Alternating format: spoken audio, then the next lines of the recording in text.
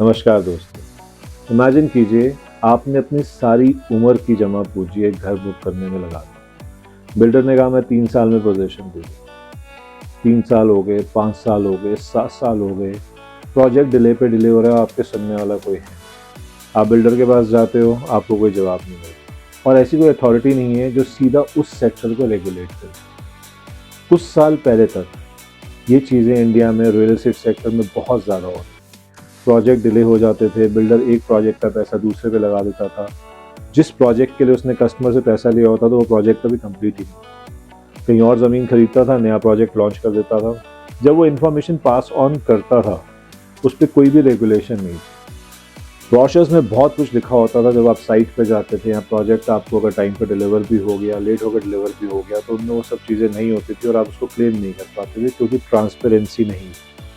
इन सब चीज़ों को देखते हुए गवर्नमेंट ऑफ इंडिया ने 2016 में एक लॉ बनाया जिसको नाम दिया RERA, real estate regulation and development act 2016। RERA का पर्पस क्या था कि जो भी होम बायर्स हैं उनके इंटरेस्ट को सेफगार्ड किया जाए। बिल्डर जब कोई भी प्रोजेक्ट लॉन्च कर रहा है तो पूरी ट्रांसपेरेंसी के साथ लॉन्च करे, उसकी अकाउंटेबिलिटी हो और फंड्स का मिसयूज ना हो। एक बेसिक पर्पस था रेरा मतलब real estate regulation and development act 2016 लाने का। बट क्या रेरा के आने के बाद सब चीज़ें ठीक हो गई? आज क्या कस्टमर का पैसा पूरे तरीके से सेफ है? चलिए इस वीडियो के अंदर रेरा के स्कोप को डिस्कस करेंगे। रेरा से पहले क्या होता था, रेरा के आने के बाद क्या बदलाव आया और रेरा एक्चुअली में कितना इफेक्टिवली प्ले कर पा रहा है, इन सब फैक्टर्स को डिस्कस करेंगे आज के इस वीडियो में। रेरा आने के बाद जो सबसे बड़ी अकाउंटेबिलिटी थी वो डेवलपर के लिए तय की गई कि कोई भी वो चीज़ मिसकमिट ना करे, मिसगाइड ना करे। रेरा आने से पहले हर बिल्डर अपनी मर्जी से माल बेच रहा होता था। कोई सुपर एरिया पे बेच रहा है, कोई कवर्ड पे बेच रहा है, कोई कारपेट पे बेच रहा है। कोई भी एक स्टैंडर्ड प्रोसीजर नहीं था। अगर प्रोजेक्ट डिले हो रहा है तो कस्टमर के पास कोई बहुत ज़्यादा ऑप्शंस नहीं थे। कस्टमर की EMI थोड़ी सी लेट हो रही है तो उसके ऊपर इंटरेस्ट लगाया जा रहा है। बिल्डर ने अगर प्रोजेक्ट 2 साल डिले कर दिया तो उसके ऊपर भी कोई स्ट्रॉन्ग एक्शन लेने के लिए मैकेनिज्म नहीं। तो रेरा का बेसिक पर्पस क्या था? अकाउंटेबिलिटी, ट्रांसपेरेंसी और फाइनेंशियल ऑडिटिंग। रेरा आने के बाद बिल्डर के लिए ये कंपलसरी हो गया है कि वो अपने ब्रोशर में बहुत क्लियरली लिखे कि वो क्या डिलीवर कर रहा है, कितने टाइम फ्रेम में करेगा, उसकी फाइनेंशियल ऑडिटिंग बहुत क्लियर तरीके से हो। आज हर स्टेट का अपना रेरा है। यूपी का अपना रेरा है, दिल्ली का अपना रेरा है, हिमाचल का अपना रेरा है, हरियाणा का अपना रेरा है। हर स्टेट के अंदर अपनी रेरा अथॉरिटीज है। रेरा एक्चुअली में काम कैसे करता है? सबसे पहला कंपल्शन बिल्डर के ऊपर ये है कि उसको अपने प्रोजेक्ट का रजिस्ट्रेशन कराना पड़ता है और रेरा नंबर लेना पड़ता है। उसमें जितने भी उसके लैंड ओनिंग डॉक्यूमेंट्स हैं वो जगते हैं। जो भी वो अप्रूवल लेकर आया है वो सारे उसको जमा कराने पड़ते हैं रेरा के अंदर। ये पब्लिक डोमेन में होता है। आप रेरा नंबर डालेंगे तो रेरा की वेबसाइट पर जाके चेक कर सकते हैं कि बिल्डर ने क्या क्या नक्शे पास कराए हैं और कितने नक्शे पास कराए।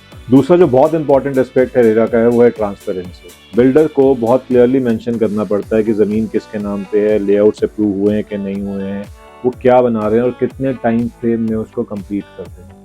तीसरा जो एक बहुत इंपॉर्टेंट रूल है वो 70% amount should be in escrow account. किसी भी प्रोजेक्ट के अंदर 70% अमाउंट जो कस्टमर से रिसीव हुआ है वो एस्क्रो अकाउंट में रहेगा। वो सिर्फ उस प्रोजेक्ट के ऊपर ही खर्च होगा, बिल्डर उस पैसे को बाहर नहीं निकाल सकता। चौथा जो बहुत क्लियरली है कि बिल्डर को बहुत क्लियरली बताना पड़ेगा कि इस प्रोजेक्ट में, इस यूनिट में कारपेट एरिया कितना है। वो ऐसा नहीं कर सकता कि सुपर एरिया पे बेच रहा है, कवर पे बेच रहा है। वो जिस भी एरिया पे बेच रहा है उसको बहुत क्लियरली अपनी BBA में, जिसको बिल्डर बायर एग्रीमेंट कहते हैं, उसमें बहुत क्लियरली मेंशन करना पड़ेगा कि इस यूनिट का कारपेट एरिया कितना है। इसके अलावा किस टाइम पे उस प्रोजेक्ट का पोजीशन दे देगा। जब वो प्रोजेक्ट लॉन्च करता है, रेरा के अंदर जो अपनी फाइल लगाता है, रेरा रजिस्ट्रेशन नंबर लेता है, तो उसमें बहुत क्लियरली मेंशन होता है कि इस प्रोजेक्ट का पोजीशन टाइम इतना है। मान लीजिए आज 2026 है और मैंने आज रेरा रजिस्ट्रेशन नंबर लिया, तो उसी टाइम पे मैं रेरा को बताता हूँ कि ये मेरे लेआउट्स हैं, ये मेरे अप्रूवल्स हैं, ये लैंड ओन करता हूँ मैं, और ये मेरी इंफॉर्मेशन पब्लिक डोमेन में अवेलेबल है कि मैं ये एमिनिटीज़ करूँगा।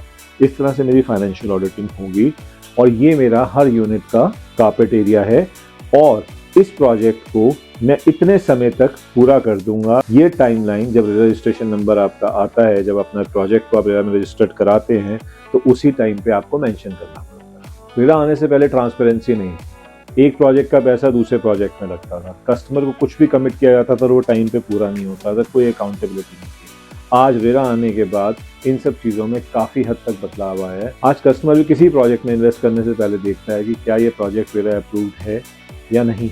रेरा आने के बाद एक चीज़ हुई है कि developers are more responsible towards customers now. Transparency बढ़ी है, जिसकी वजह से जितने इन्वेस्टर्स हैं उनका ट्रस्ट बढ़ा है और ये चीज़ें ज़्यादा रेगुलेटेड हुई हैं आफ्टर रेरा। बट क्या रेरा आने के बाद सब कुछ ठीक हो गया? ऐसा नहीं। आज भी आपको ही पता है हमारे देश में कानून बनते हैं पर उनकी इम्प्लीमेंटेशन कई बार उतने तरीके से नहीं हो पाती। आज भी बहुत सारे लीगल लूप होल्स हैं जब आप रेरा की बात करते हैं। हर स्टेट के अंदर अपना अलग अलग रेरा है। कई बार रेरा एक ऑर्डर देता है, उसके एग्जीक्यूशन में बहुत टाइम लग जाता है, कस्टमर बहुत बार परेशान होता है। मैं ये नहीं कह रहा कि पहले से हालात सुधरे नहीं, मगर आज भी बहुत इम्प्रूवमेंट का स्कोप है, क्योंकि इंडिया के अंदर रियल एस्टेट ना एक बहुत इंपॉर्टेंट इन्वेस्टमेंट क्लास है। लोगों का इंटरेस्ट है रियल एस्टेट में इन्वेस्ट करने का।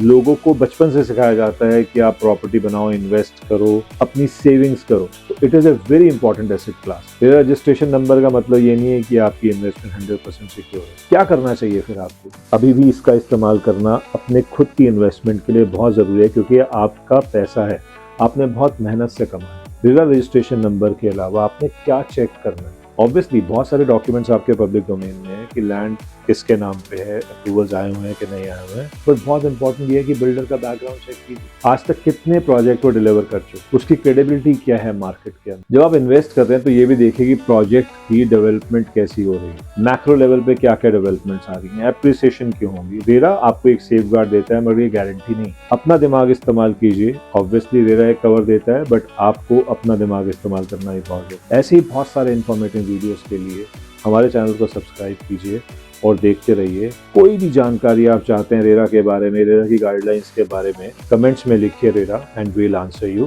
This is real estate with CJ. God bless you, keep investing.